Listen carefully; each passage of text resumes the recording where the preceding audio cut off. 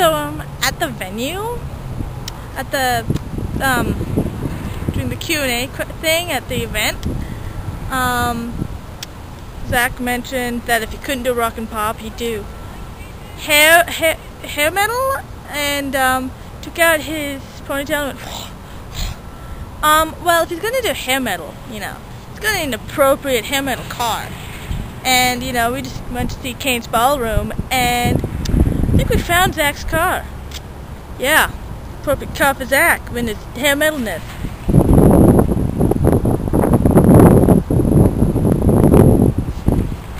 The trailers, you can have all those video games stuff in there, and he's too cool to go on the tour bus with his brothers.